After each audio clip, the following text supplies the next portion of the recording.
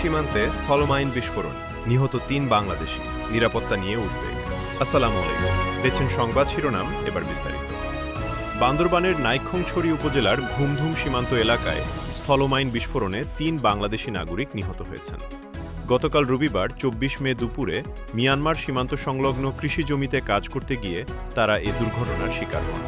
নিহতরা হলেন অক্কমং তংচঙ্গা, চিক্কং তংচঙ্গা এবং শৈফুচিং তংচঙ্গা। স্থানীয় সূত্রে জানা যায়, প্রথমে একজন স্থলমাইনের বিস্ফোরণে গুরুতর আহত হন। পরে তাকে উদ্ধার করতে গেলে আরও ২টি বিস্ফোরণের ঘটনা ঘটে। এতে ঘটনাস্থলেই ৩ জনের মৃত্যু হয়। সীমান্তবর্তী এলাকায় এ ধরনের বিস্ফোরণের ঘটনায় স্থানীয় বাসিন্দাদের মধ্যে আতঙ্ক ছড়িয়ে পড়েছে। এলাকাবাসীর দাবি, সীমান্ত অঞ্চলে অবৈধভাবে পুঁতে রাখা ল্যান্ডমাইন ও বিস্ফোরক সাধারণ মানুষের জীবনের জন্য বড় হুমকি হয়ে দাঁড়িয়েছে। প্রাথমিকভাবে ধারণা করা হচ্ছে, মিয়ানমারের চলমান সংঘাতের প্রেক্ষাপটে সীমান্ত এলাকায় পুঁতে রাখা মাইন থেকেই এই বিস্ফোরণের ঘটনা ঘটতে পারে। তবে বিষয়টি নিয়ে সংশ্লিষ্ট আইনশৃঙ্খলা বাহিনী ও প্রশাসনের পক্ষ থেকে তদন্ত চলছে।